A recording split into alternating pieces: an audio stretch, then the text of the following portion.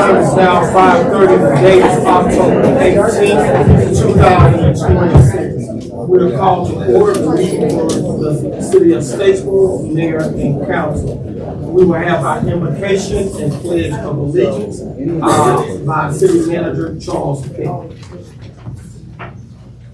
As we are gathered here this evening, we have a very diverse group. I'm going to lead us in prayer.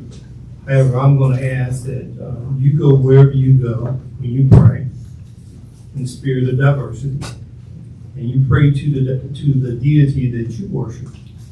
I will be praying to Jesus Christ our Lord, but I want you to go where you need to go to. Let's pray. Our Father God, our Lord and Savior Jesus Christ, and the comfort of the Holy Ghost Spirit. Lord, we thank you for this day. We thank you for this hour. Lord, we pray that you would anoint our meeting, anoint our council, anoint our citizens that are assembled here today, Lord.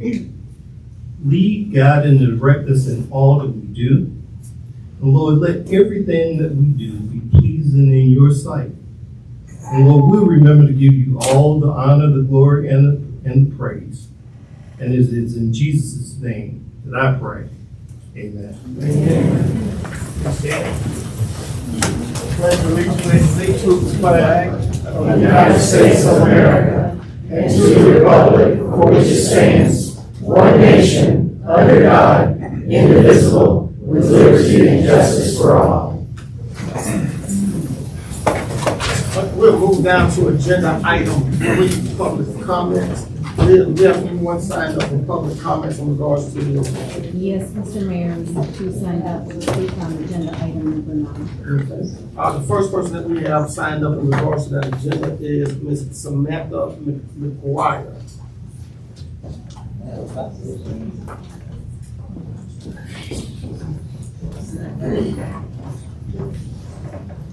Hello. I am generally opposed to mass surveillance. Years ago, when Ed Snowden leaked all that surveillance stuff, I was against it. I've generally been against anything that goes against Americans' Fourth Amendment's right or right to privacy in any way, shape, or form.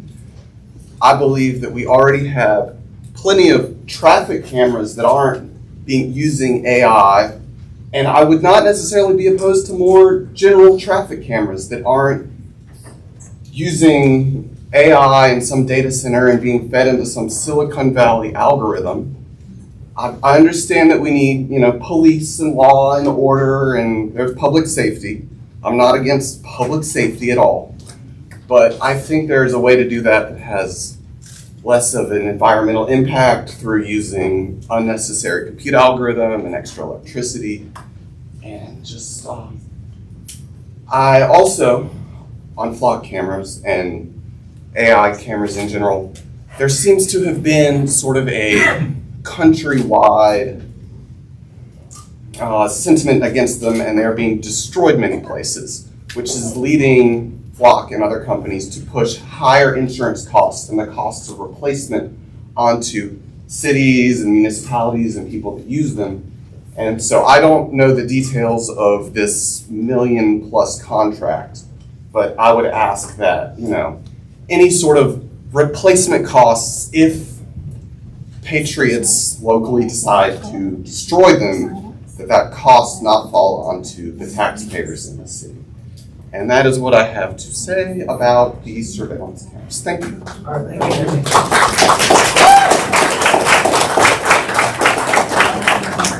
you. We have Willow Farmer in regards to agenda item 9. Thank you, council members. To echo Samantha's comments, I'm here as a 10-year resident of Bullitt County and someone with profound belief in the integrity of civic duty. And I implore the council members to consider their profound responsibility in serving and representing the interests of the people of Bullitt County. And in the weeks leading up to today, I have seen continuous discourse among our neighbors, as you can tell, I think based on today, about their shared concerns regarding the city's movement towards investing in mass surveillance via contracts with private companies like Flock and many others that are alternatives to that. Those companies do not have our community's best interests at heart. They see our safety and security as value propositions, not virtues to protect. They see it as something that is flippant, and to echo Samantha's comments, I don't think that they necessarily have the security measures in place to ensure that that is something that cannot be breached.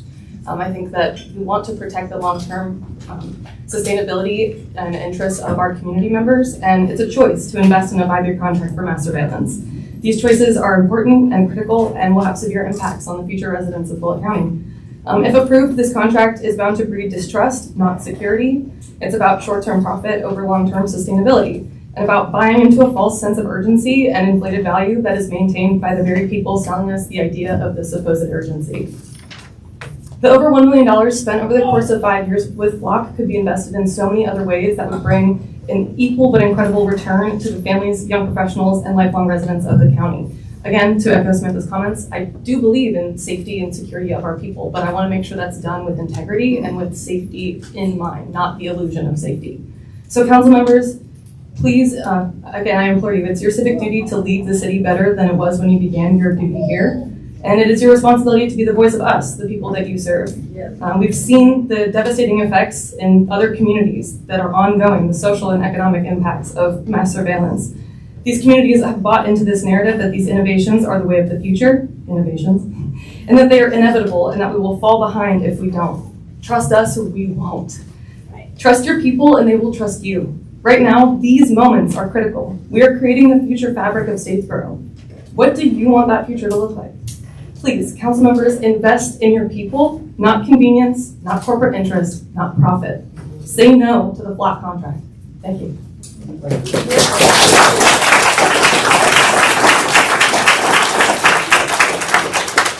We'll move down to agenda item 4, which is consideration of a motion to approve the consent agenda, which consists of our council minutes from our August the 4th meeting, as well as our August the 4th executive session. Is there a motion? Is there a second? All those in favor? All right. We're going to use a point of privilege and move agenda item 8 to the start of the list. Agenda item 8 consists of a public hearing, consideration of a motion to approve application RZ 26-07-05 4AM Development LLC is requesting a zoning map amendment from R4 High Density Residential District to O Office and Business District. The zoning map amendment request is for one parcel of 26.49 acres located at 6539 Bulk Halter Road for proposed data center. Tax parcel number 10100001000. Is there a motion to open the public hearing? Well, I was going to do that if, when he came, we called on him. But we wanted to do before then. That's fine. Justice. Come forward. I'm sorry. No, that's okay. Lane, if you could, I do have another You want to start with that one document. first? Yeah, please start with that one, thank you.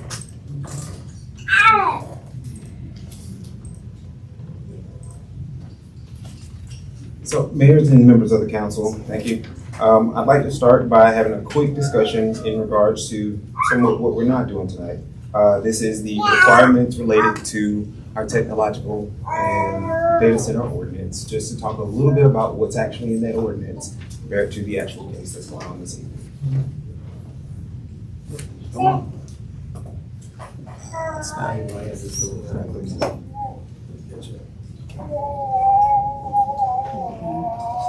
There we go, thank you. So a few things adopted in this ordinance are specifically project scale, districts in which these are allowed, utility use, and sound generation. So just in terms of project scale, section 2.4.14b. What I've shown here is what could be allowed based on the ordinance by special use permit, which is specifically on your left, 3200 Webb Ridge Road. This is a facility located in Alpharetta. This specific data center is surrounded by a Fairfield Inn, a Homes 2 Suites, Phase Family Learning Center, and Village Park Alpharetta Senior Housing. As a note, this is not a closed loop system, which is an enhanced requirement based on our ordinance. What's on the right is Project Chameleon. Oh, yes, sir. Yeah, Oh, I'm sorry. yeah, thank you. What's on your right is Project Camellia, which is located in Effingham County. This is a, I want to say 1,200 acre development that is going to be produced in that area, and that is absolutely not the scale of what the city council approved in this ordinance. Permitted districts include the highway-oriented commercial district, the light industrial district, the mixed-use district, and the office district. And regardless of the district, as I've mentioned, a special use permit is required by this council before a data center can be permitted. When it comes to utility uses, the ordinance requires connection to municipal sewer and water, so everything has to come through the city. It requires the use of a closed loop system, and it requires a water management plan with a projected monthly peak water consumption and plans for disposal of wastewater. Additionally, our ordinance requires a noise study, and this noise study is meant to establish the ambient condition of sound in the area where a project would be proposed. It also establishes generator testing time, so you're not testing generators in the middle of the night. All requests are required to have this before they can apply for a special use permit. And from what we have seen, a lot of communities are having issues with sound because they did not require this before that is approved. Are there any questions related to this before I talk about the actual application? We have not opened the public hearing yet. Yes, sir. Well, you, personal, to proceed with, personal privilege of the chair to Mr. Jim. Thank you, sir. Yes, sir. Mayor, members of the council, I just wanted to take a moment before you open the public hearing. And I feel compelled just to share a few words because I feel compelled to defend our staff and defend our honor and our integrity. And the reason I feel that way is because since August 4th, 2026, when the Planning Commission recommended approval of the rezoning on Burkhalter, several things have been said in social media and in emails about the city, and in particular about city staff. Granted, everyone is entitled to their opinion, and because of this great country that we live in, we have the freedom of speech as protected by the First Amendment of the Constitution. However, at the same time we use and practice that right, we must use it responsibly and truthfully. During the last 2 weeks, several things have been said that simply are not true. Most have been said on social media. As a public official, my staff and I have a responsibility to protect public interest first and foremost. In the case of the Director of Planning and Development, Justin Williams, and his predecessors, they are constantly meeting with developers, investors, and private citizens about potential projects. They meet with them even if they never come to the city manager. That's just what the planning director does. They provide professional opinions and guidance to the developers and others about what might be needed to get a project approved, what zoning he could or could not recommend for a particular location, depending upon the surrounding parcels of land and the zoning. The planning director provides professional opinion and guidance, but does not have the final determination. From the planning director, when the petitioner is ready, the project is presented to a citizen body called the Planning Commission, which is appointed by the mayor and the members of the city council.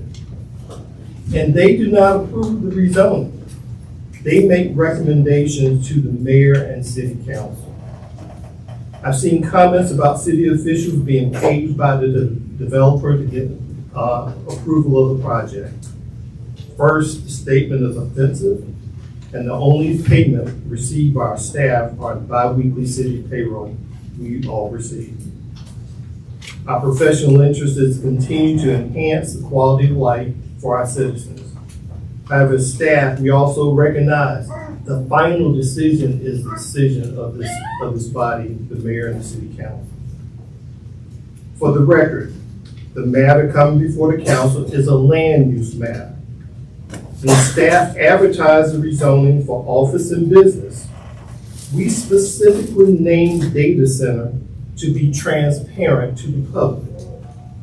Office and business use does not require specific declaration, but in this matter, we felt it best to put the public on notice. For the record, no one on city staff has signed a non-disclosure agreement for this matter or any matter that I'm aware of since I've been city manager. We just don't do that. Anything that is submitted to city staff, if you give it to me as a sheet of paper, it is public record. Once it's in my hand, if Al Hamples asks for it, he gets it. If a citizen asks for it, you get it. We don't sign non-disclosure agreements. This afternoon, I had to answer that question for a gentleman because he was worried that we had signed a non-disclosure agreement. For the record, the project is not being offered tax abatement, nor have the developers requested that. For the record, the city has offered no incentives to the developer. And for the record, the city is not using eminent domain for this project. Eminent domain is basically used when there's a public purpose. There's no established public purpose for eminent domain in this case. And finally, the city of Statesboro is not building a data center, nor are we partners to this project. Tonight, the simple issue is this land use appropriate for this 26 acres that is owned by some folks that would like to have it rezoned? So Mayor and Council, I just simply want to thank you for this opportunity to allow me just to share these comments in reference to our city staff. Thank you. Thank you, Mr. Chairman. Mayor, may I add one thing to that? After me. After you? Yeah, after me. Okay, go ahead. We want to be clear. I've been, for the folks that actually, that live in the city, I've been mayor of the city for 8.5 years. And I've given multiple times my personal phone number, not my city number, my personal number, to our citizens. And the thing that we pride ourselves on is being transparent. And not just with this particular topic, but everything we do that in the public eye because we want you to know what we know. Since I've been mayor, we've gone and put our meetings on YouTube so that they're archived there so you can go back at any given moment to look at any meeting that you were not able to attend. But what I want to say about this particular topic here is all of the questions and the concerns that every one of you have, we have the same exact concerns, every single one. What is the environmental impact? What is the noise impact? What is the energy use impact? All of the concerns that you have, we had the exact same concerns. And just to be completely transparent with you, for those of you who may not know, this is something that we've been studying for almost a year before we got to this point. So this is nothing that's happened overnight. Our staff has done everything from studying best practices to taking a trip to go see what data centers look like, how they operate, things of that nature. And so when we said that we were concerned about all of the issues that you are, what we thought was best was to effectively ban hyperscale data centers in our community. So no, Elon Musk cannot come to Statesboro and drop a hyperscale data center into our community. So the notion that a massive data center is coming to Statesboro, our ordinance effectively bans that.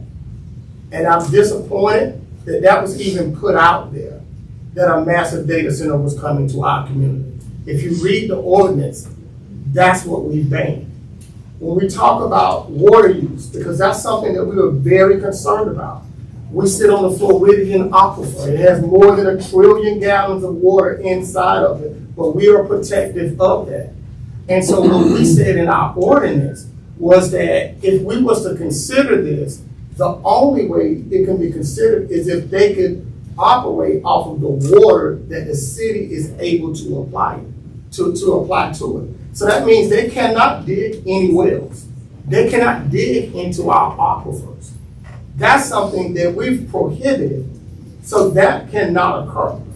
And so why is that important? So when we add the loop system into this, that means that there's less water that's used.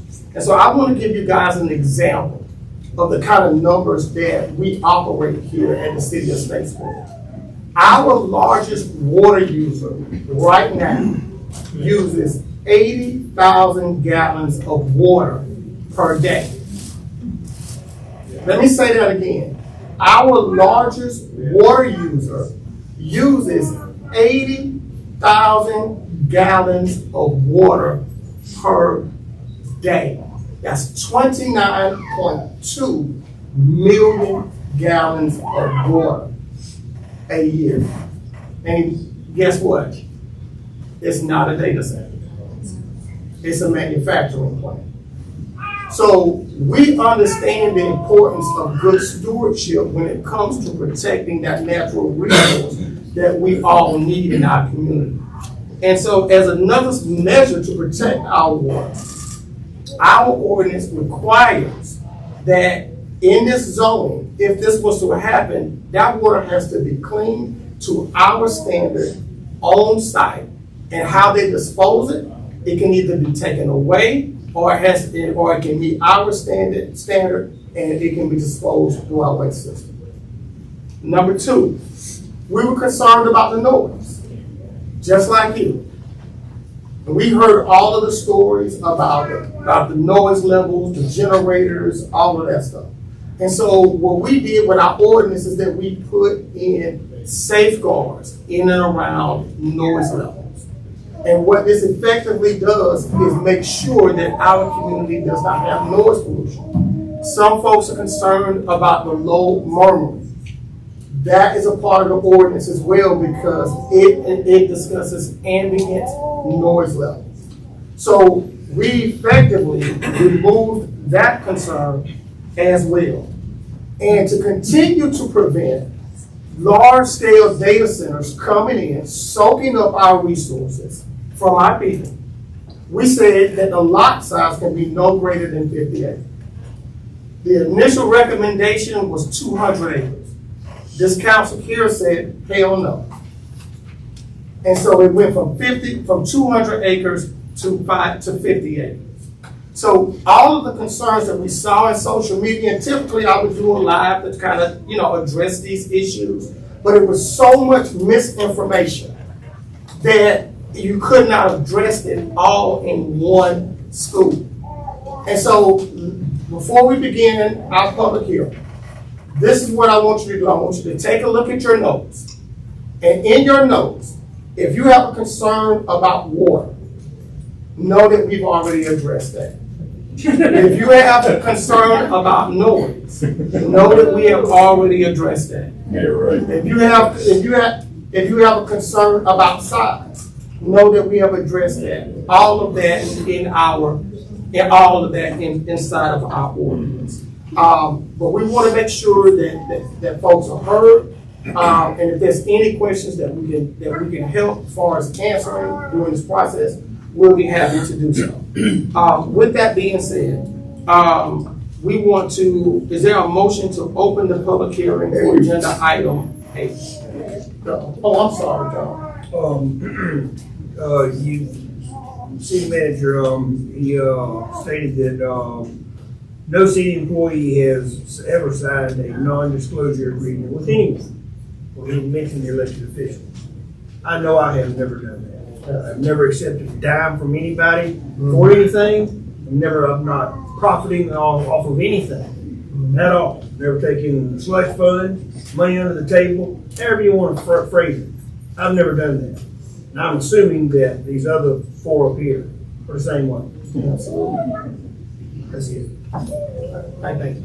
All right, so let's get ready to open the hearing. Is there a motion to open the public hearing for agenda item 8? So moved. Is there a second? All right, Justin.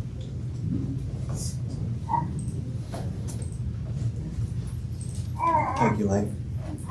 Mayor and council, we'll talk a little bit about the case associated with 6539 Burkhalter Road. This is a request for rezoning for 26.49 acres of property on Burkhalter Road. And they are looking to go from the R4 high density residential to the office district. So if you look, you'll see the location here. It is actually located between a solar farm, a developing subdivision, an existing subdivision, and another developing subdivision. Here you'll note that it is in the developing urban neighborhood zoning district, or character area in accordance with our comprehensive plan. And as a sample of some of the things allowed, I thought it was appropriate to add what types of zoning districts could be approved broadly in that character area. As you'll see, office and business is one of those districts. Here you'll note the actual zoning associated with the property. The plan provided by the applicant does show pretty much in the center of the property a large facility, 115 acres, 115 square feet on both floors. It's a large facility comparatively, for normal buildings, but it's no bigger than one.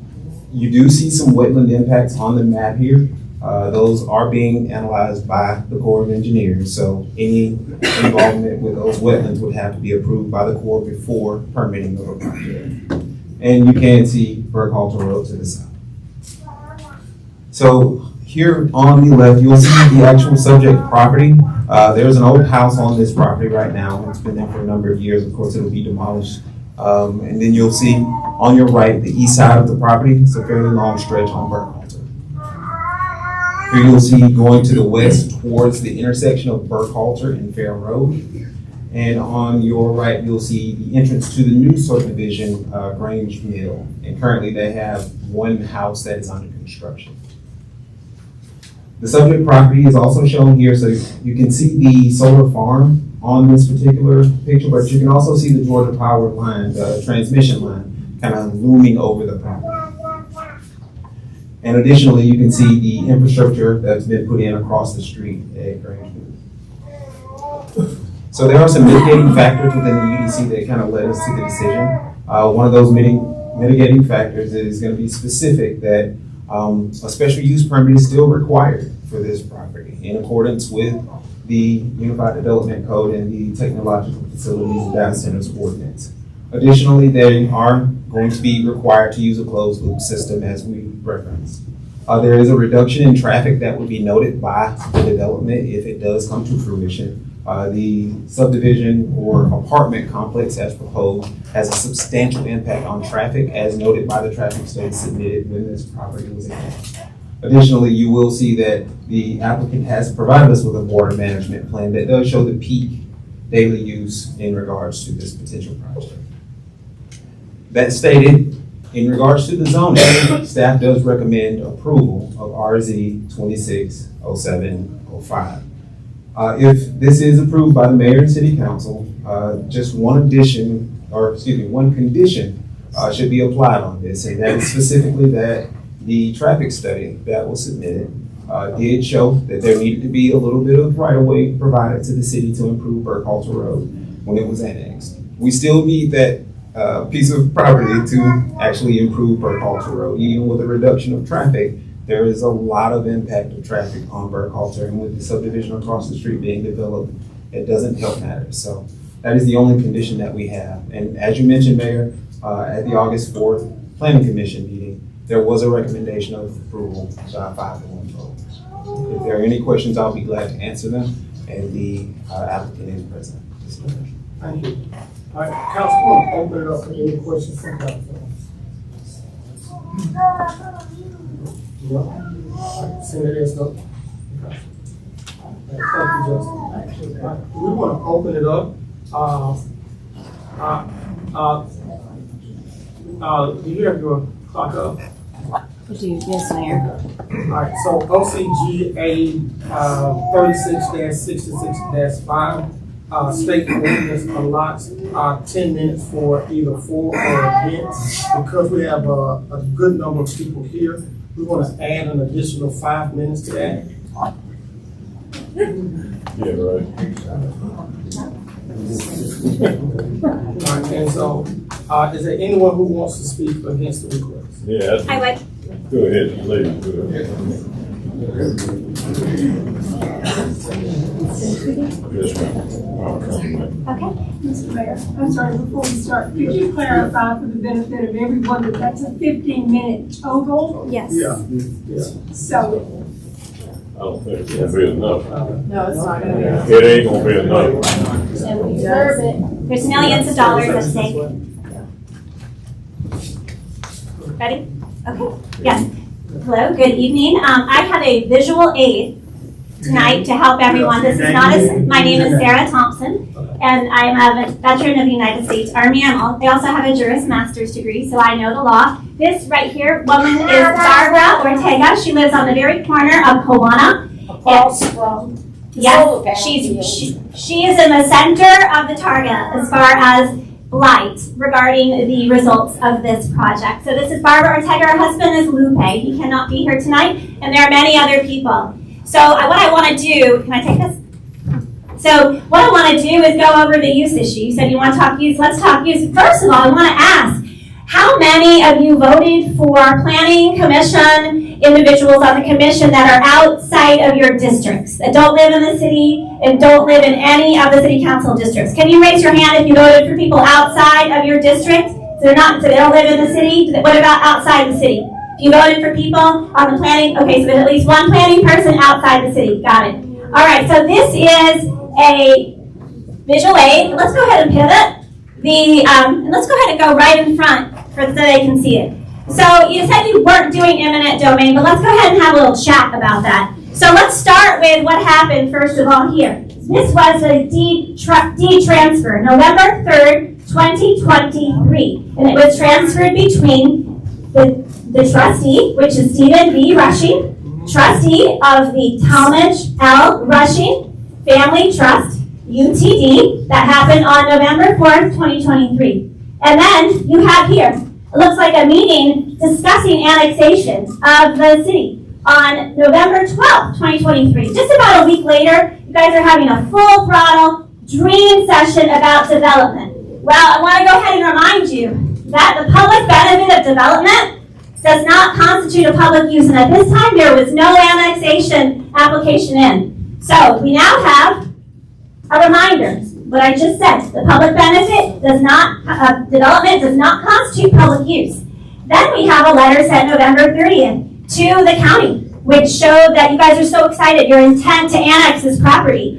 And likely this up across the street, November 30th. And then, what do we have here? December 1st, 2023, we have an application for annexation. The application came in after they announced their intent to the county. It came in after they had planning sessions. It looks like they were really excited to have this development. It looks like they were really excited to use this for the city purposes. And then we have an ordinance, finally. An ordinance that was signed, actually it was signed just by you and the clerk. I don't see any approval of the mayor and council on here. I know I saw the minutes, but I see that it says that the owner of the property is not Four Guys. It's Talmadge Rushing Family Trust.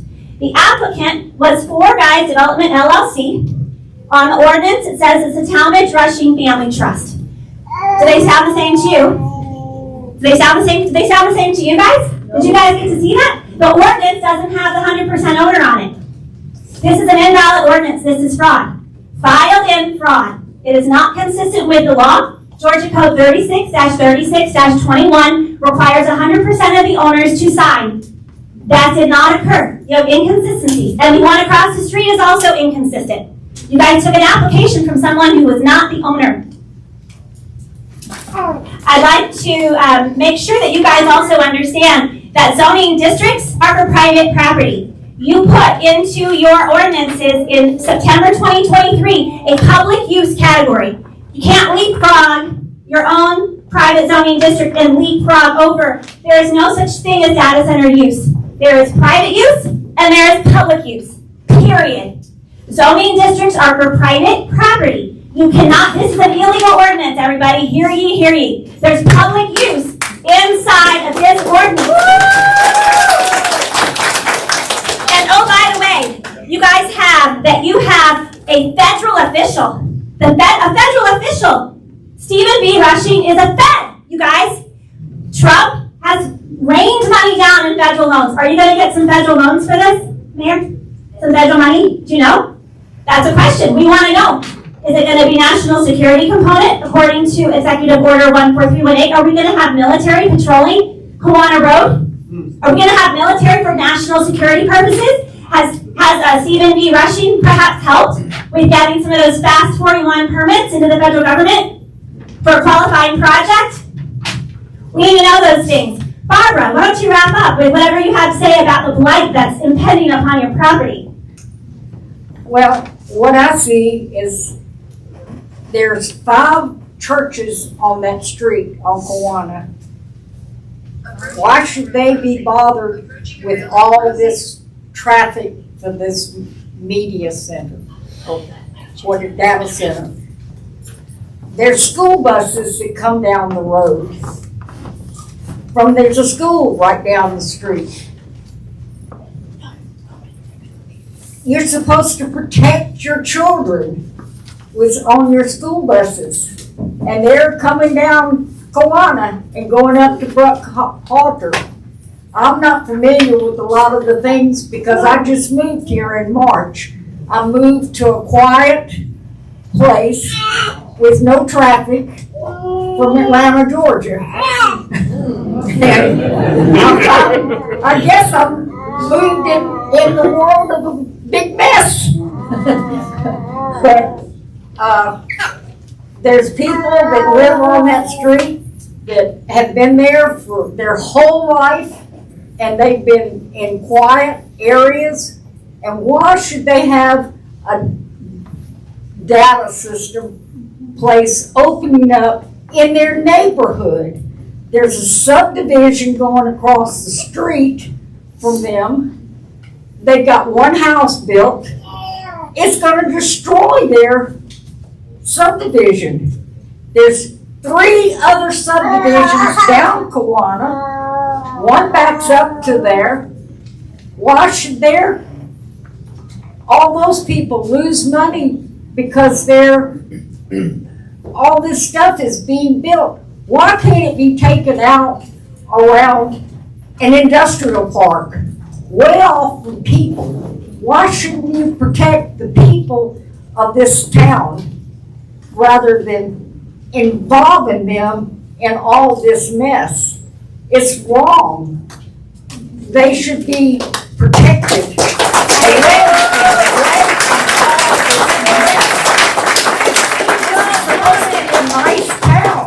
And it's going to be destroyed because of all this kind of stuff. It's schools here. It's colleges here. People come from all over to go to the college down here. And they don't like it because I've put some brochures out and they're all against it. People that live in the apartments that are up Bruckhalter and the subdivisions back there, they're all against it. And so where is somebody that's for it? Where's the person that really wants to have it? Nowhere. Put it way off somewhere where nobody is bothered with it. Noise, water, electricity, get rid of it all from the people here. I mean, a lot of people, I haven't lived here very long, but a lot of people have lived here for 40, 50, and 60 years down up Bruckhalter, and it's wrong. All right. The paramount duty of the government is to protect the people. Article 1 of the Bill of Rights, please apply your duty to protect the people, and the Bill of Rights is critical in this moment. Don't touch the land.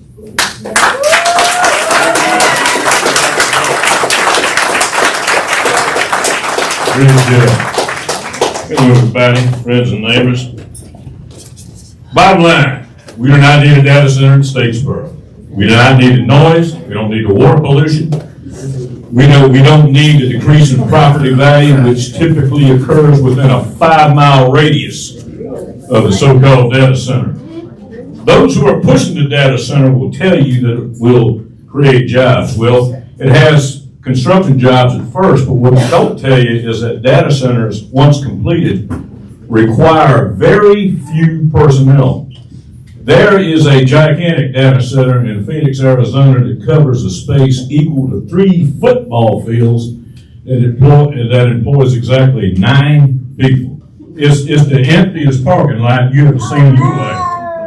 All right, data centers like solar energy and electric cars, in theory, they're good ideas, but the technology is not there yet to make them safe or even profitable.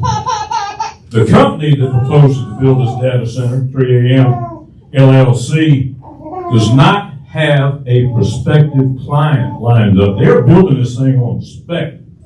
These companies, they get investors together to get all these billions of dollars, then they come to a little town and they get somebody to rezone it, and then they build it on spec, hoping that they'll get a client. If built, this thing could possibly end up an empty warehouse on erstwhile prime residential tracts. Mr. Penny, you gave a good screed there at the beginning talking about how much integrity y'all have, but I noticed at the council meeting in June that both you and the mayor had very well rehearsed replies to the objections a citizen put forth to this project. When you consider the funny business that has occurred in this council, throwing city contracts to buddy contractors over the years, which I've come up and confronted y'all with without a proper bidding process, and the fact that you, Mayor McCullough, have recently returned to the real estate business, I don't believe you. I'm reminded of a line from Shakespeare, you protest too much. Vote no to rezoning and no to that data center.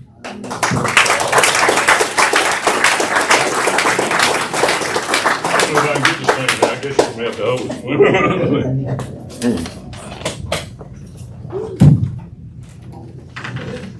it. Good afternoon. My name is Megan Walsh-Gerard, and I am with Ogeechee Riverkeeper. I am speaking to recommend the denial of this rezoning request on McCullough Road. And let me put your mind at ease, at least today, I won't be talking about water, sound, or what's the third thing you were? Electricity. However, if the zoning is reapproved, we will be back talking about a number of problems such as wetlands, flooding, water supply, wastewater demand, pollution, and more during the special use permit process. This rezoning is in direct conflict with the most recent comprehensive plan. The parcel is in a developing neighborhood character area, and data centers do not advance or achieve the goals of this designation. A developing neighborhood is described as a resident-focused development with an emphasis on walkability, connectivity, preservation of open spaces, natural areas, and resources. There's a focus on amenities like trails, parks, recreation, and neighborhood services. Additionally, the zoning description of the office/business zone specifically lists neighborhood serving commercial uses, in quotes, like small groceries, barbershops, drugstores, and corner commercial developments. Data centers do not fulfill either of these, and they actually harm the goals set out in the comprehensive plan. Approving the rezoning would be in opposition to the collaboratively created comprehensive plan, and that devalues the time, effort, and opinions of the residents who participated in this process. The approval of a data center in the midst of residential neighborhoods will absolutely create significant impacts to surrounding developments and the community in general, end quote. People don't want to live near data centers, and the existing community will live in a less residential-oriented, less desirable place. People relied on the current residential zoning and the comprehensive plan when they were making what is probably the largest financial decision of their lives. Furthermore, the developers and home builders are less likely to build in an area with a data center. Currently built, under construction, and planned housing projects are going to be devalued because they didn't expect to have a data center as a neighbor. Future home builders are more likely to avoid building in this area. This proposal frustrates the long-term planning of the developing neighborhood character area. So for all these reasons, I ask you to deny the rezoning application. Thank you. Thank you.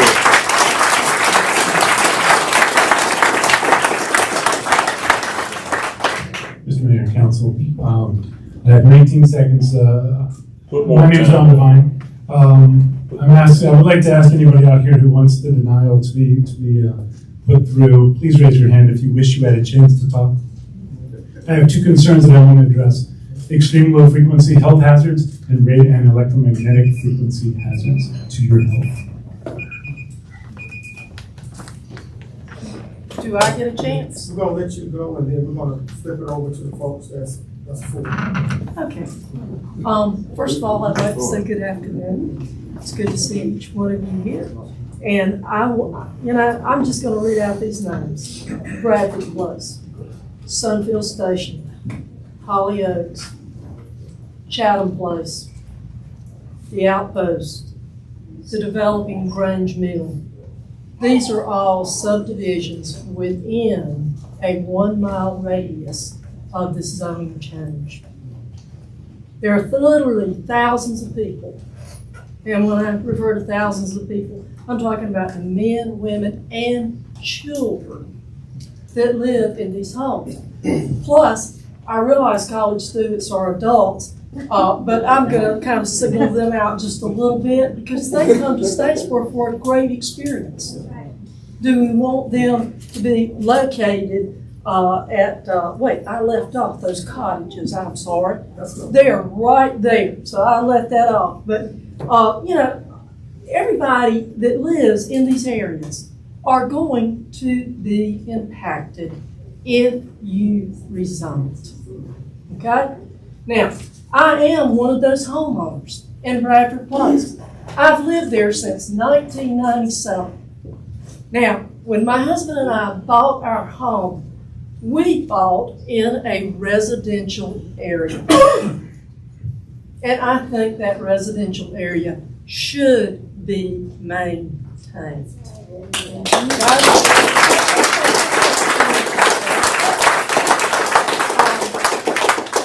I'd just like to say that I do appreciate, from listening to what the mayor said and Mr. Penny said, I do appreciate the fact that I think that y'all have done, some work looking at this data center. And I, for one, appreciate that, okay? But, like I said, it's a residential area, and I'd like to see it stay that way. I don't want to see my house devalued because you rezoned. And one other thing that kind of struck me, and I guess you guys would have to be the ones to answer this. You talked about the ordinances that have been enacted to, prevent a lot of things, hopefully about the water usage, the noise, and all that sort of stuff. But my question is, can these ordinances be changed in the future as perhaps a data center wants to be expanded? I mean, I'm looking at you guys. Can the ordinance be changed? Any ordinance that we have can be changed by any future council. See, Mr. Mayor, that's what I thought. I'm not the smartest knife in the block, but that's really what I thought. So my question is to you. If you can take our residential area, change it to business, can you change it to something else? And if you can enact these ordinances to protect us, can they not also be changed You know, I always found raising children, you let a kid get their foot in the door and by God, they are through it lickety-split, folks. You gotta remember that.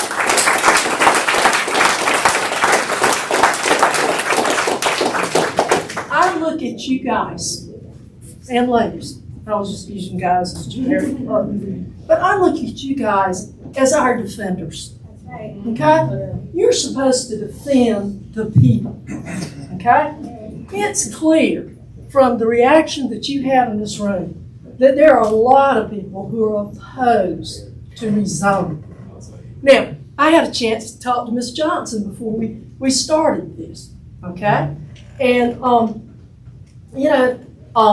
she said, well, maybe the people that support the rezoning, maybe they're just not here tonight for one reason or the other. And I thought, you got a point there, Ms. Johnson, you really do. Maybe they are not here for some reason or the other. So, in order not to put so much pressure on each one of you, because I don't want to see you crucified, really, I don't. Maybe we should investigate having a city referendum and letting the people vote on whether or not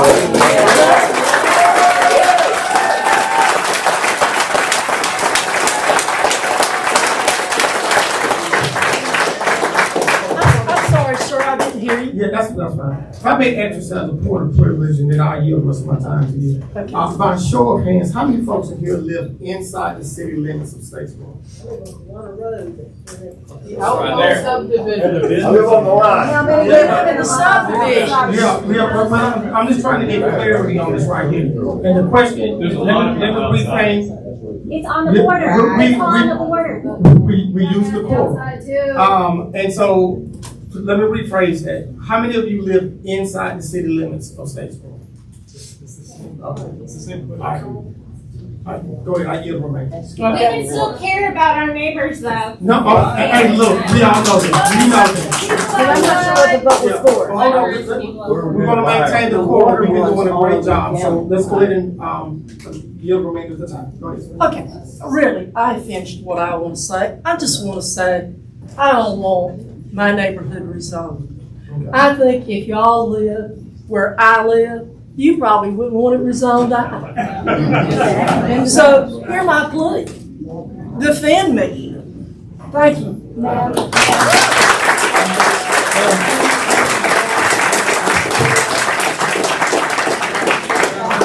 Mr. Mayor, Anybody? could we get her name for the record, please? Yeah. Oh, I'm sorry. I'm sorry. That's Beth Foot. It's Beth Bennett. Yeah. I taught school here forever. We know. I got a chance to teach some of this people sitting up there.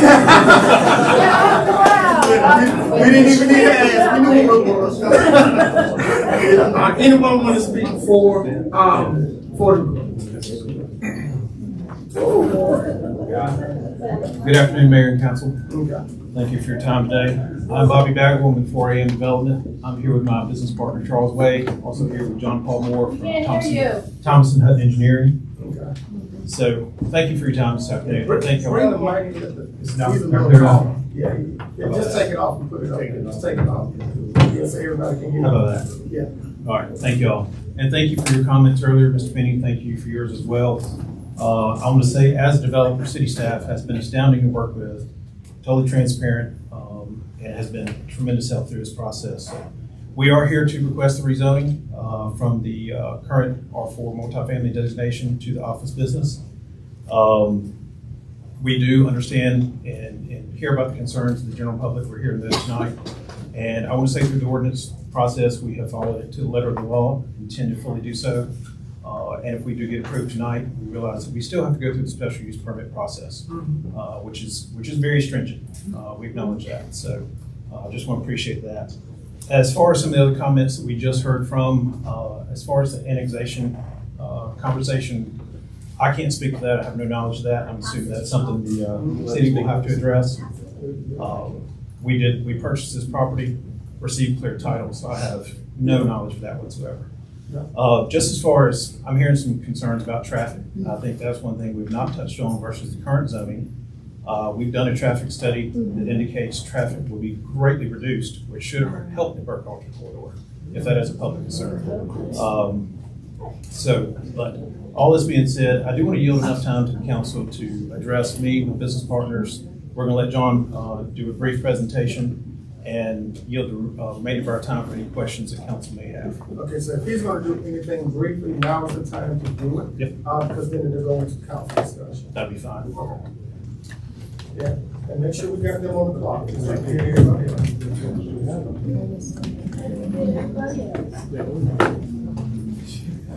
What do you put in the water? How close do you live to a data center? Good evening, Mayor, Council. We're just gonna hit the high points. I think Justin hit the majority of what I was gonna talk about, so I'll keep it short and sweet. So current entitlement, I don't know if Justin mentioned it, but it's zoned right now for 240 apartments. And again, they purchased it after it was annexed and rezoned. Again, Justin touched on these points. 4 permitted districts that allow the data center use to be applied for with a special use permit. And after talking, this wasn't something that the developer chose, or this was something that we worked with Justin and the city staff on choosing office as the proposed use.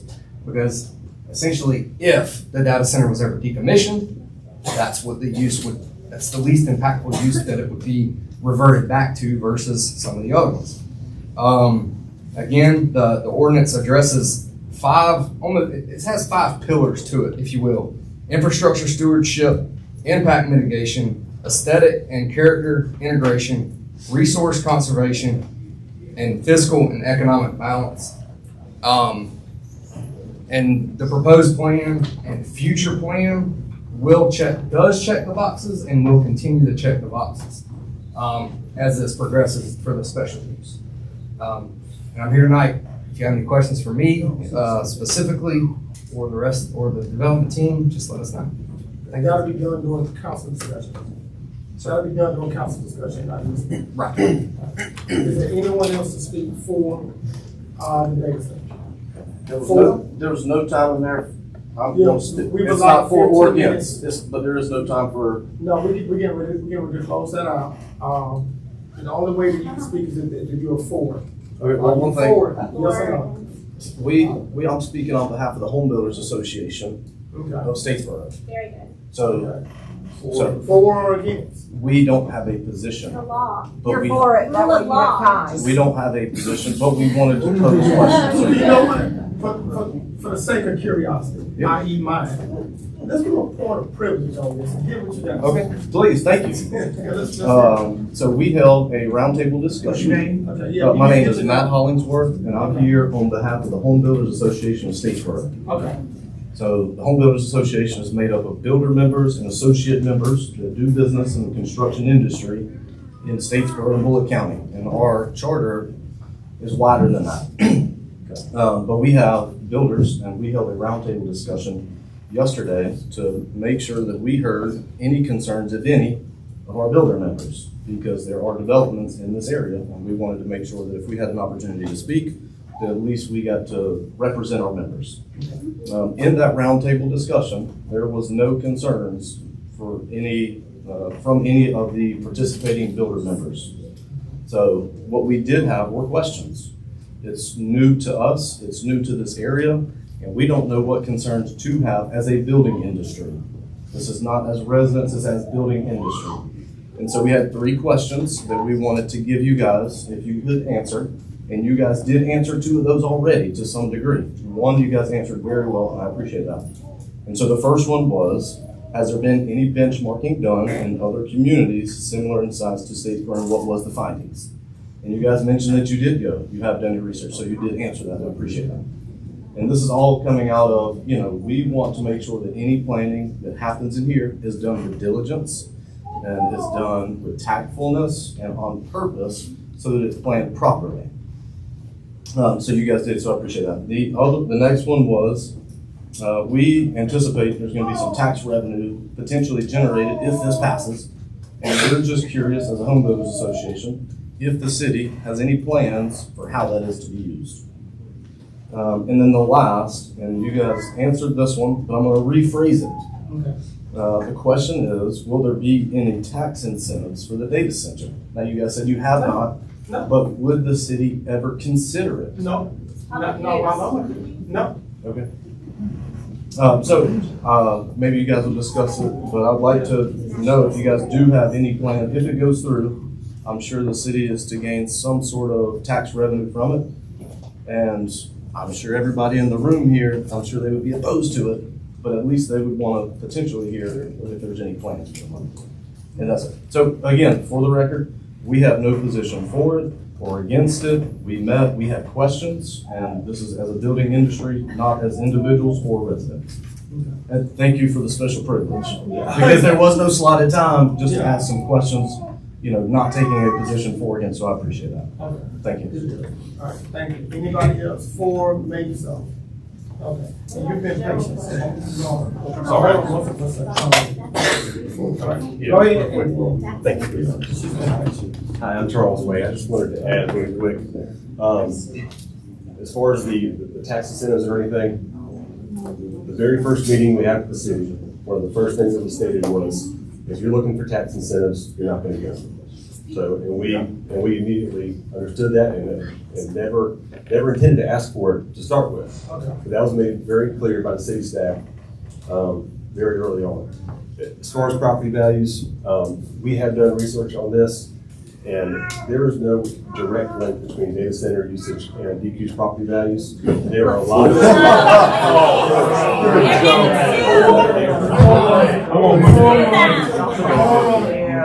There are many counties in America that have very large numbers of data centers and have some of the highest property values in the state and in the country. Alpharetta has a lot of data centers, some of the most in Georgia. They have very high property values. Loudoun County, Virginia has the most data centers of any county in the United States of America. They have the highest per capita income. Because they're right next to DC. Well, whether the data centers came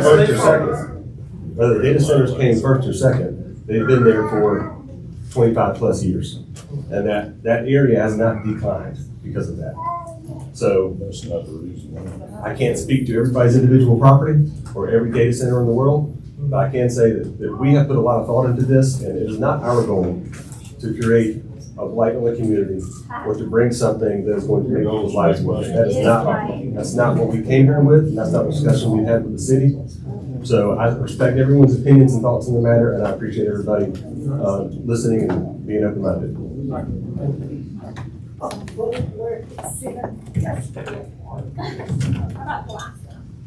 Get it out of the neighborhood. This is our final. Hello, my name is Kiki Cannon. I am a resident in District 1. You may remember me as being here in June, when I warned you all we'd be here again, and here we are again. I did have statements that I was going to say, but it seems that you are closing your platform and your mind to statements. So I want it on the record that not only is the mayor and the council closing the people outside the room from giving their prepared statements, but also people inside the room from giving their prepared statements. And I do want that very clearly noted on the record for everyone that you are not listening to your constituency. Hey,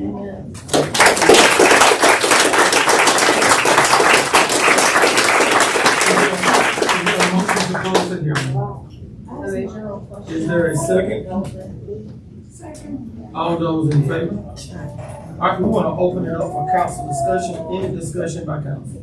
I have a question. Someone alluded earlier that, y'all were building this on spec. You don't have a. of course you don't. Yeah, You want to- come to the podium.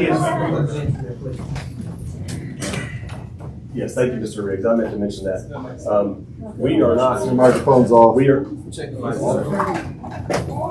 Somebody help me. You're right. We are not building this on spec. It is true that we are not under contract with an end user. But these things are. These things are incredibly expensive to build. That's one of the reasons that they bring so much tax revenues, because they're worth a lot of money when they're finished.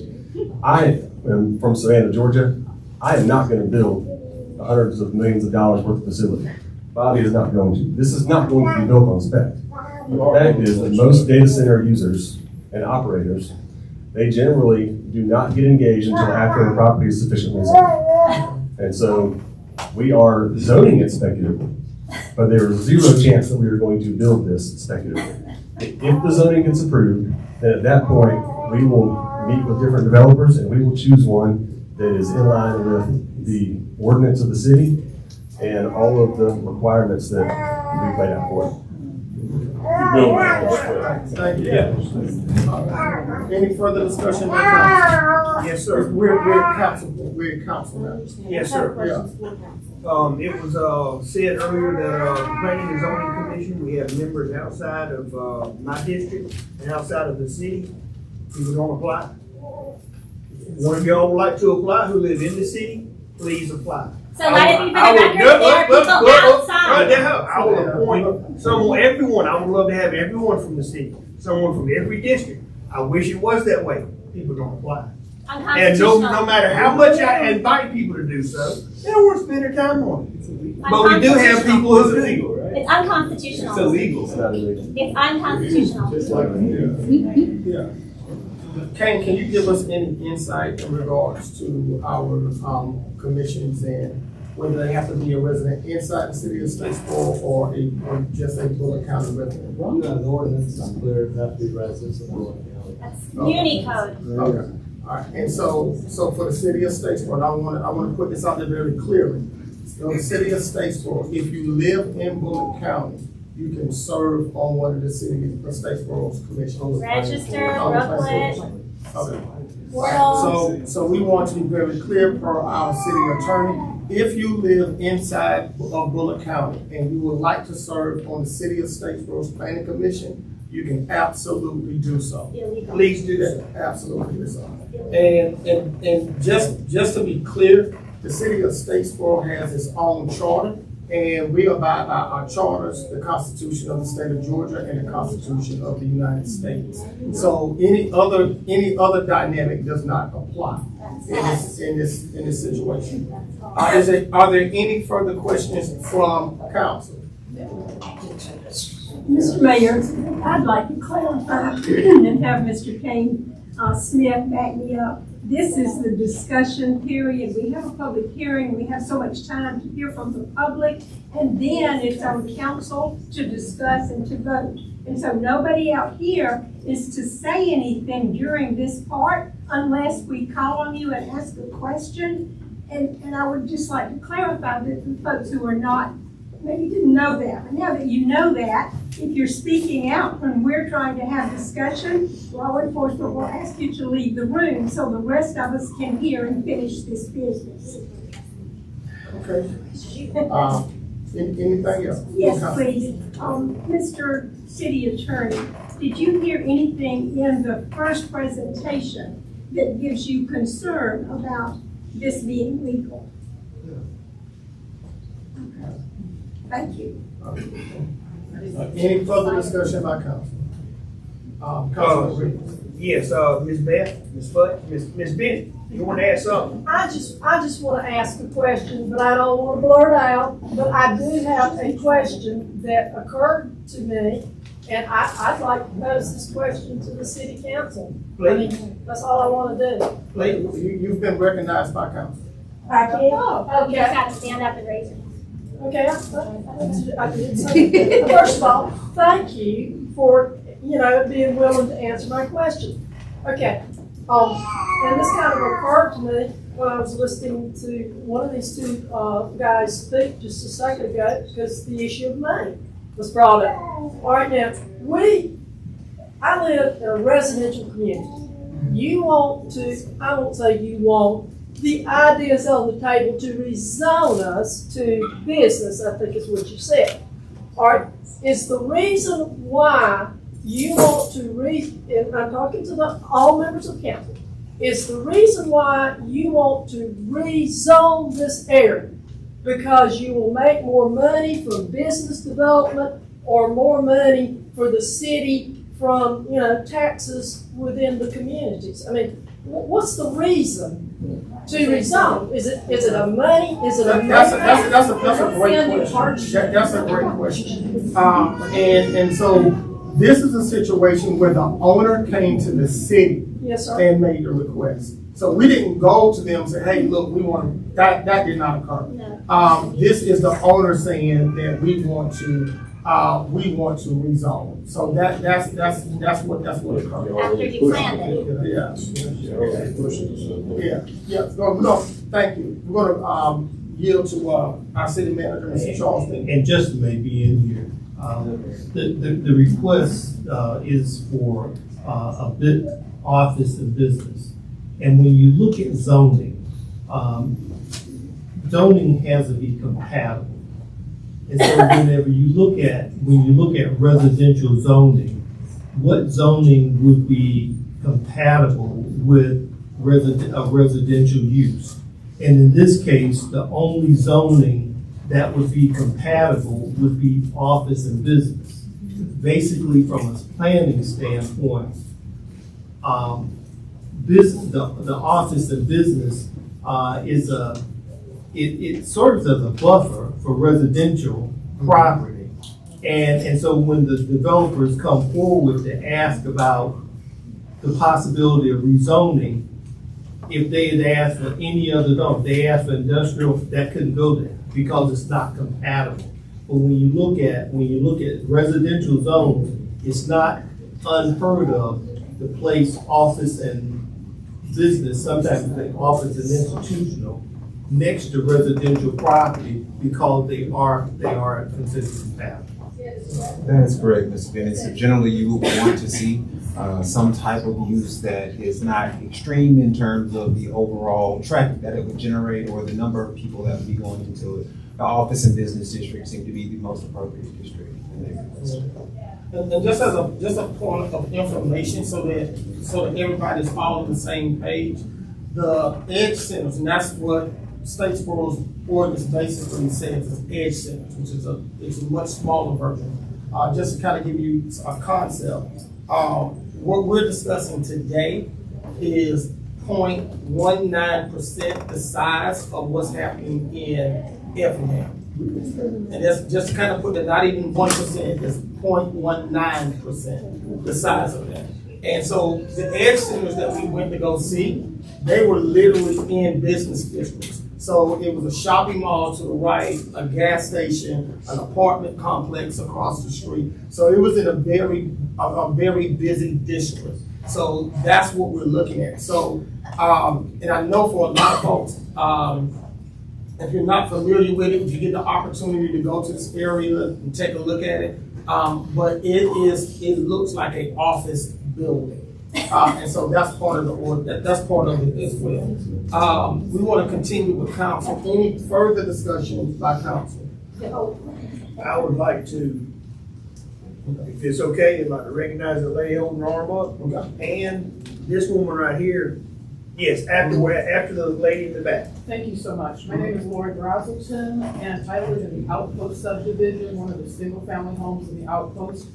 I will be able to not necessarily see the data center because there are trees in front of it. If the trees weren't there, I will be able to see the data center if it is built. The question I would, since this is the council theoretically asking, not theoretically, council's time to ask questions, I would ask the council to ask the builder, the developer, about their statements about property values.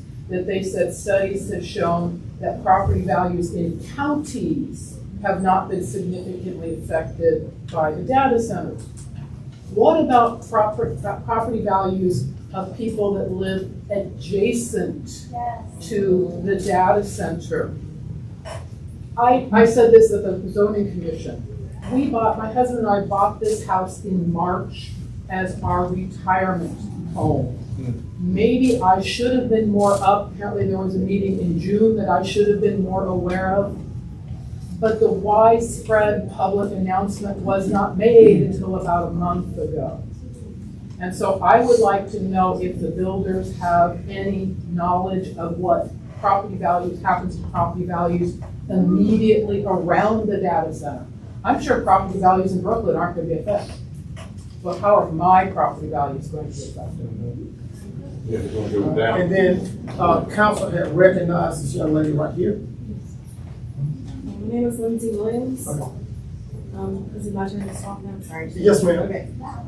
Basically, I'm just curious, what exactly are y'all approving or looking to approve when the data center and the Right Start meetings notes themselves issue or describe a 6-foot tall building that's 260,000 square feet, but this conceptual design is 230,000 square feet. That's just one discrepancy.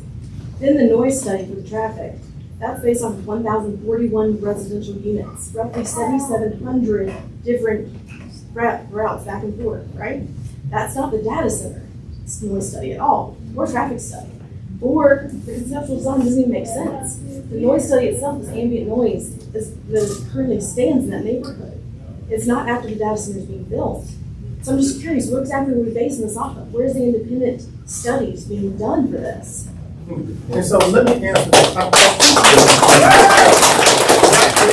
That's a phenomenal question, right? And that question it is a little bit too early, because tonight, the only thing that we're discussing is. How is it too early? Well, I'm about to tell you. It is a little bit too early, because the only thing we're talking about tonight is rezoning. That's it. It has nothing to do with any potential data center, anything along this line. Because you're rezoning court cases. You're Well, no. What we're doing is the part of the land that we're annexing, that has been annexed into the city, is changing zoning. And so right now is R4 residential. And so the request for tonight is for it to go from R4 residential to rezoning. And so let me squeeze this in, because I want to be very clear about this. Tonight is not a end all be all situation. Okay. I think it was mentioned a little bit vicariously earlier, but the request would have to come to us via a special permit. Oh, yes. Okay, hold on, let me finish. Yes. And so what that special permit means is that if the rezoning was to go in this space or any space across this city in regards to a potential data center coming here, the last stand is that they gotta come back and apply for a special permit, and this body gets to say yay or nay to that. And so this evening, it is not this rezoning happening and then all of a sudden the dates are, that's not what we put in. Well, and then the Steinberg criteria, right? Say that again? The Steinberg criteria that y'all have to base this rezoning off of to begin with. Number 3 states that it is actually a reasonable use as a residential zoning, R4, as it currently stands. Now, the criterion 4 states what hardship is due to the owner for that to be a rezoning option. There is none. Y'all have already stated that this is not necessarily a hardship. There's no hardship. It's just a better, more lucrative opportunity for the developer. That is it. That's all this is. For the sake of transparency. Conceptual site plan, you have 4AM Development LLC signing all these permits. Then you have 4AM Ventures Data Center, and then 4AM Ventures Development LLC. Who is actually going to be held to those conditions in that special use permit when you eventually get there? Dealers. Ultimately, let's kind of go back here, because you made a statement about rezoning. Typically, whenever a developer comes before the city and say that they want to rezone a particular area to another zone. So, for example, somebody may want to say, this is typically an R15 area, we want to go back and rezone it to R4 or what have you, right? The reason typically developers come and want to rezone something is because they see an economic opportunity with the rezoning. And so the point that I'm making is that when developers engage the city, there is an opportunity that they see with a piece of land. So that's not unique to this particular situation. That's really a standard practice that we see across the board. I guess the next question would be, how long have y'all been in talks about this? Before the ordinance was signed into effect? Or about, when you say about this, what do you mean? About the data center, did they have any ideas about this? Did they come to you guys and tell you, oh, 50 acres sounds about right, because we own 26.94. No, that's not how, Are no, you sure? that's not. Because I have an open records request that I put in. Yeah, you can have it, yeah, please, get all the open records requests you want. Because I don't have anything to hide, like, I mean, I this just don't think. maybe our first time You said engaging, that's- but I'm very transparent. But what I would say is this right here. I mentioned earlier, before we started this conversation, is that this has been an ongoing conversation about, data centers since November at least. So we've been talking about this. We went to go visit, that trip that we took was actually in January. So we've been really working on this a long time. Anything else from Kyle? Yes, she asked a question on, 115,000 square feet, and then you said 230. It's 260,000 versus 230,000 square feet. From the right start meetings to now to this conceptual design. So now it's 230,000 square feet? I It's guess. still 2 stories, so cut it in half, 130,000 square feet, and then 130,000 square feet is about 4 acres. And this is on 27 acres. So this is just facts, I'm not trying to say pro or against. I'm just telling you, it's gonna be a small building on a big tract. There's gonna be, listen to me, there's probably gonna be 100 yards between the building and the fences on the outside and the trees around it, all the way around. That's just fact, not pro, con, just telling you. All right, so we're gonna bring the meeting back to order. Council, any further discussion in regards to agenda item A? All right, is there a, Justin made a staff recommendation of approval with, staff recommendation. Is there a motion to approve with staff recommendation? No, sir. Motion to deny. Motion to deny.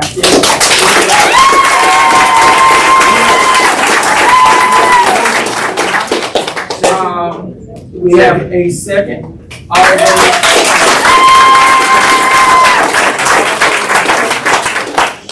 All those in favor? Any opposed? I'll say this, I've been in much prayer regarding this data center. I work for a facility that has one. This facility houses students. And it's right here in the city of Statesboro. I use the technology from a data center daily. Anytime you hit save on any device that you have, if you're saving something, it has to go and be stored somewhere. And also you have to think about, well, not you have to, I thought about also as well with this data center being on a facility that I work for. And I'm not speaking for this facility, but what I am speaking for is I'm not against data centers. I use the benefits of it, and it's in somebody's backyard. I am actually, if you Google where I say, I am 3.4 miles from a data center here in the city of Statesboro. It's always it's what they call it, Miami Edge Data Center on Brandon Street. It's been here since 2020. It's not a secret. It's been here since 2020. You pass by it. If you visit the Walmart area, you pass by it daily. If you go to Walmart, you're by one daily. As you get your groceries, as your kids are in there, as my kids are in there. So I'm not opposed to it. I will be for the zoning. I also don't have a problem with the zoning. It's staff approved and staff knows what they're doing. I don't see a problem with it, so I would be for it. So we got 2 yea and 2 for the city motion, and we have 2 against the city motion. Okay, I'll break the tie and I'm against the city motion as well.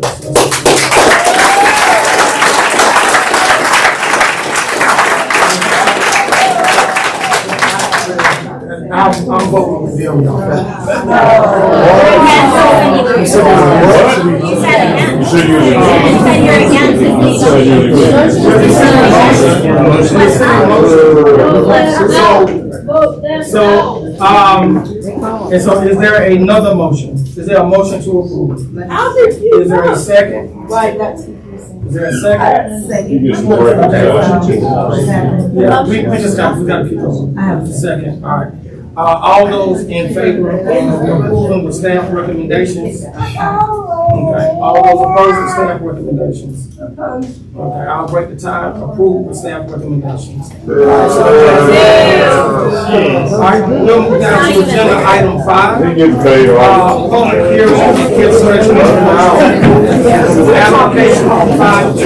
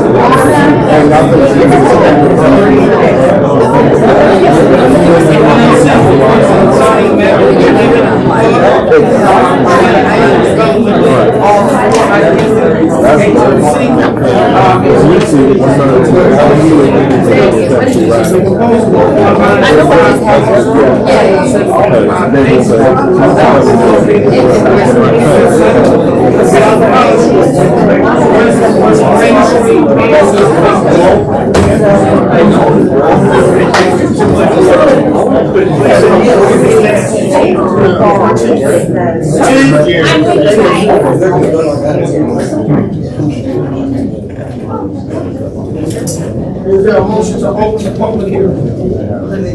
Is there a second? Is there a second?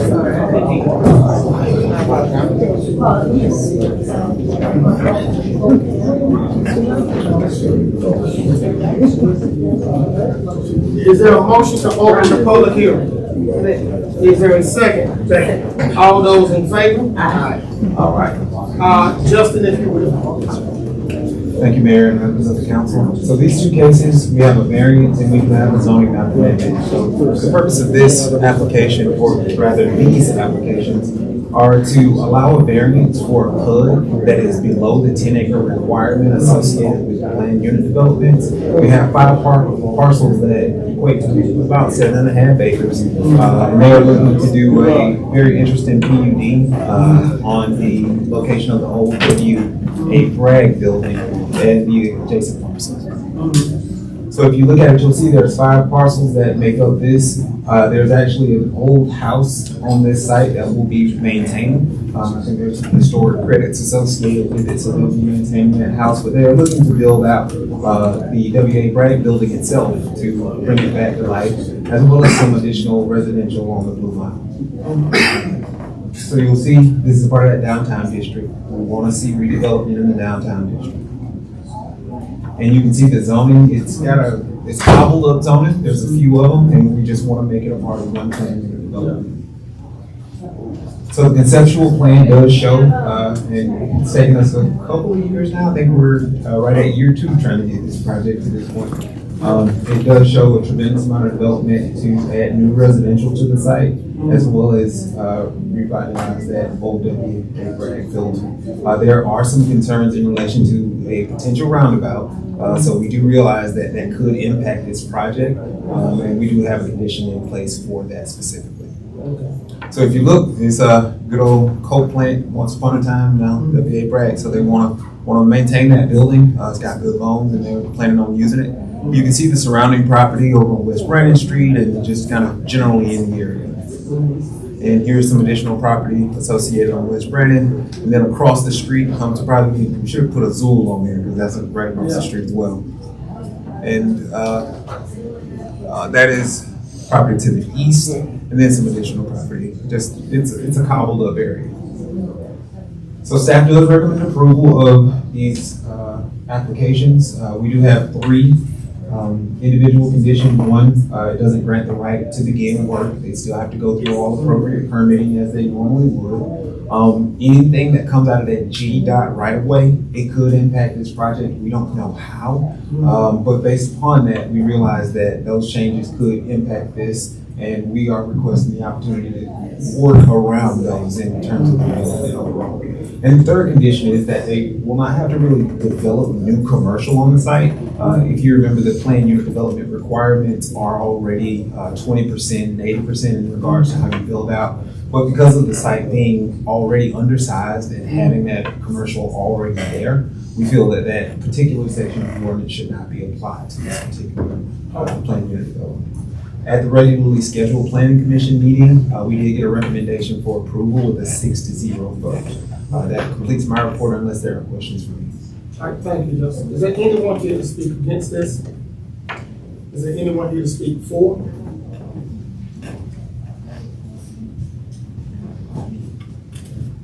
Good afternoon. My name is Chase Merrill. I'm here representing the ownership group, and hopefully I'll be the contractor.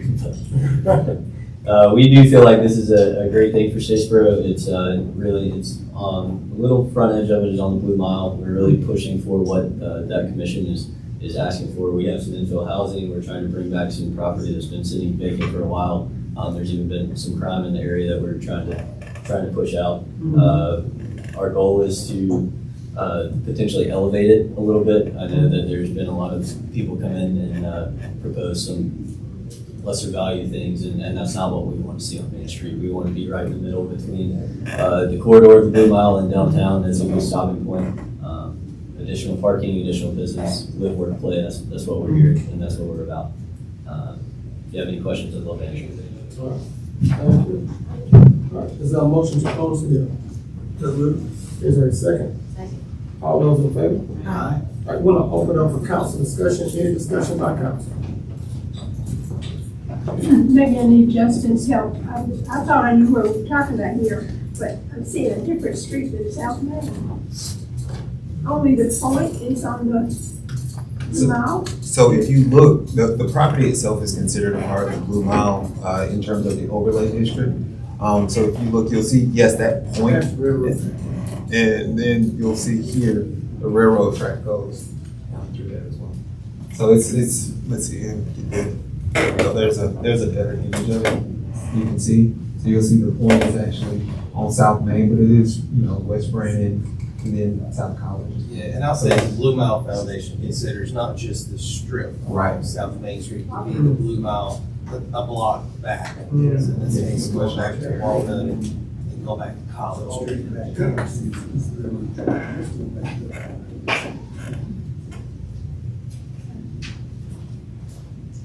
Just a little bit.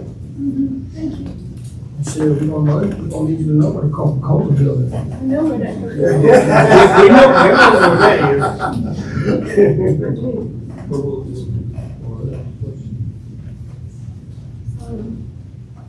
So you're talking about the restaurant front and then Yes, the ma'am. apartments. Yes, ma'am. So the old W.A. Bragg Coke building would be the restaurant. That's what they're proposing. And looking at the, one of these pictures shows the low area on the front, wetlands on the property, being like a walking trail, something around down there.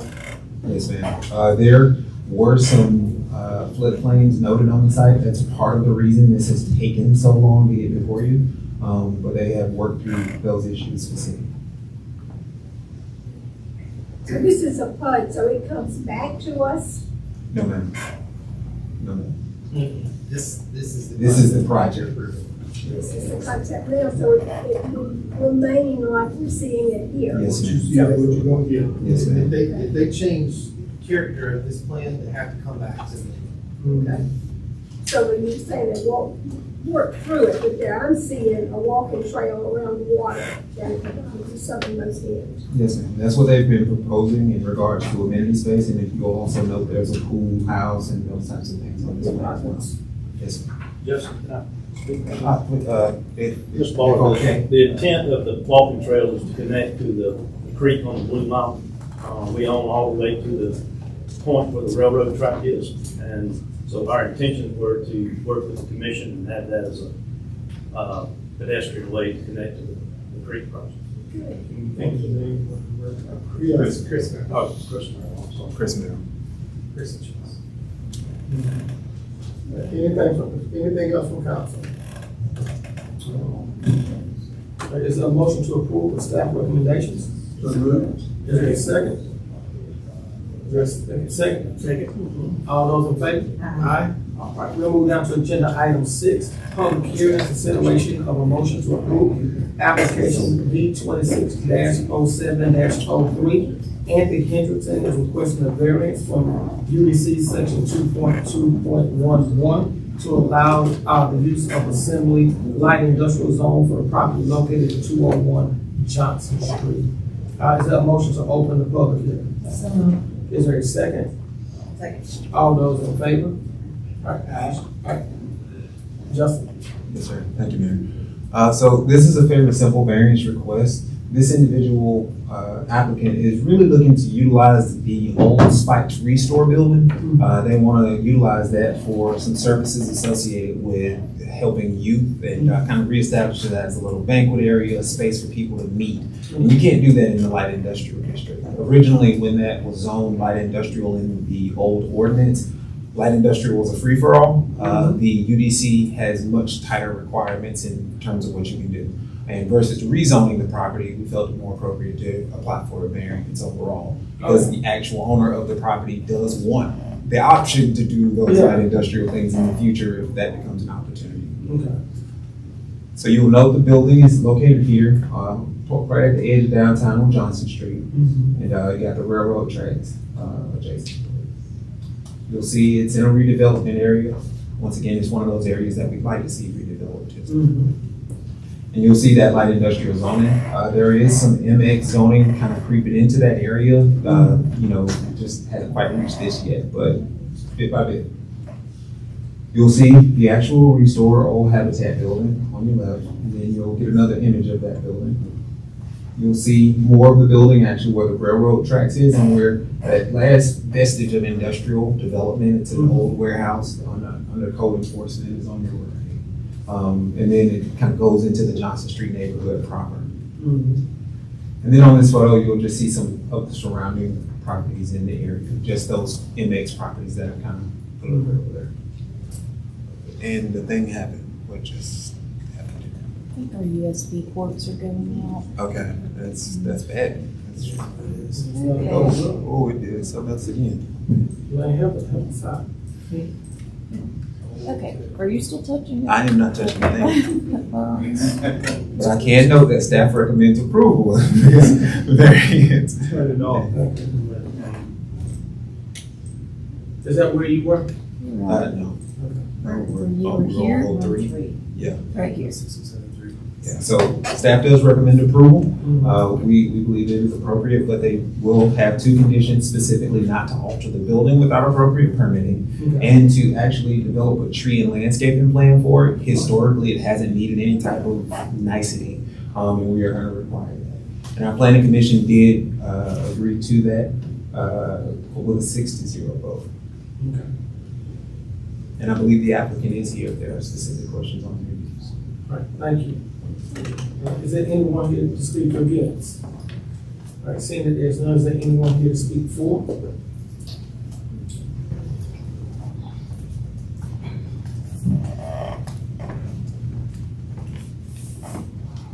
Hello, everyone. I'm Lanika Walden, and I'm speaking for Lead by Example.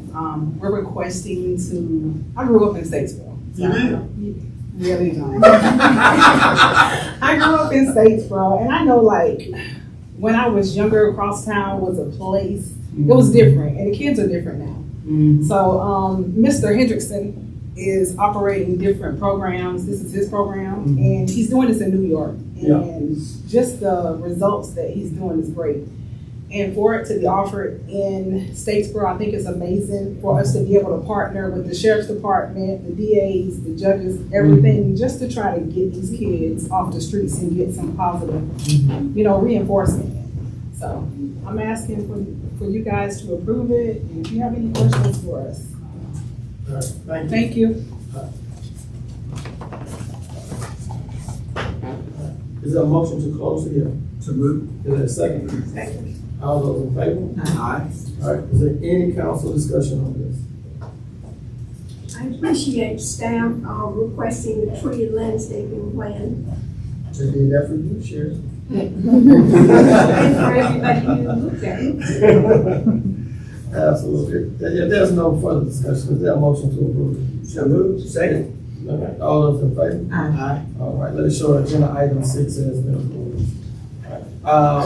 Agenda item 7 is a public hearing, consideration of a motion to approve application B 26-07-04. Venture and Everett Holding LLC is requesting a variance from UBC section 225, table 2.25, A, R15 district, using permissions to allow the operation of a consulting business in the building located at 206 East Parade Street. Is there a motion to open the public hearing? So moved.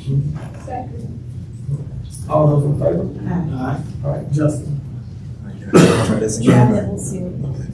Thank you, Mayor and Council. So this is a fairly simple one.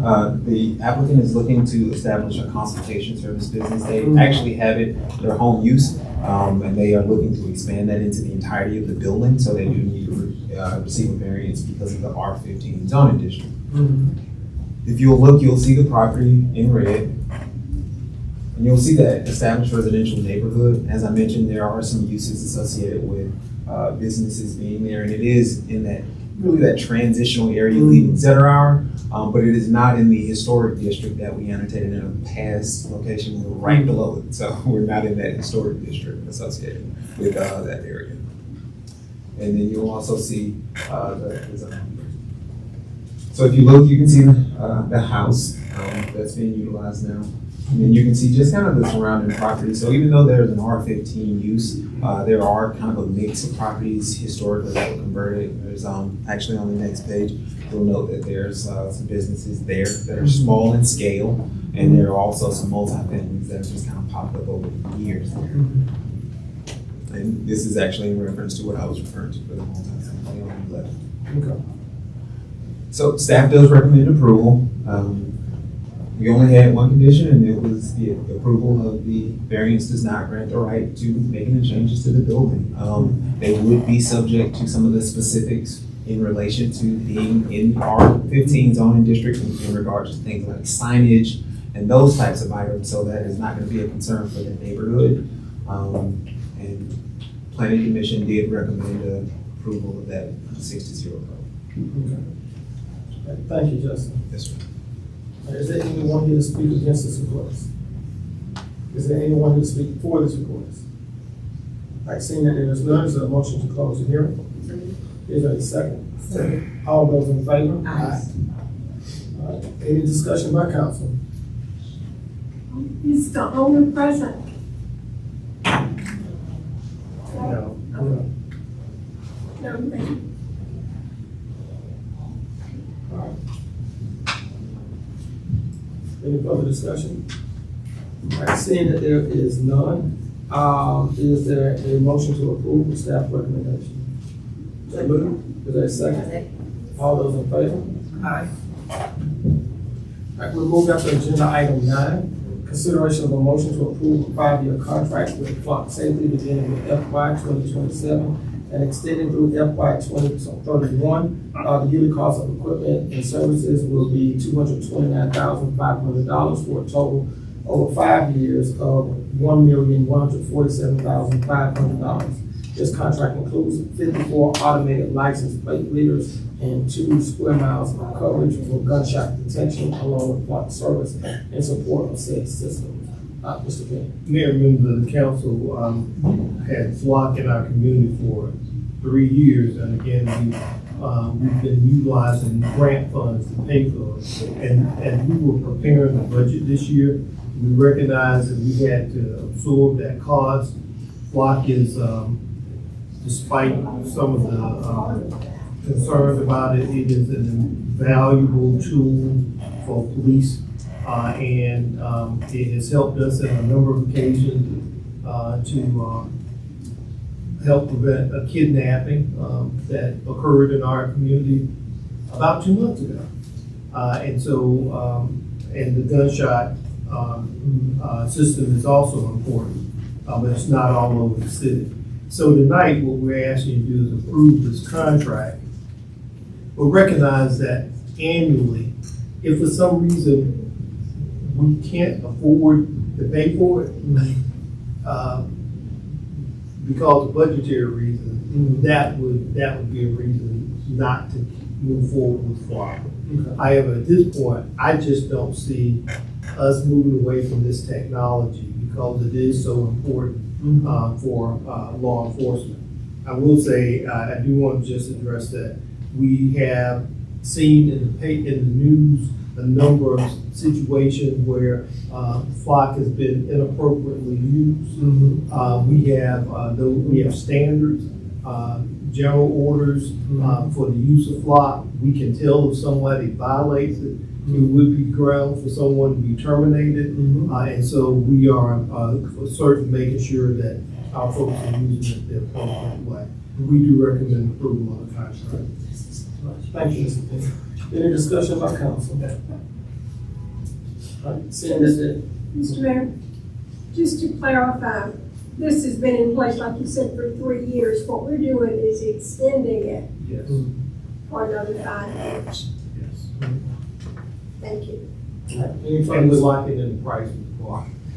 Because if you don't lock in the price, it's subject to go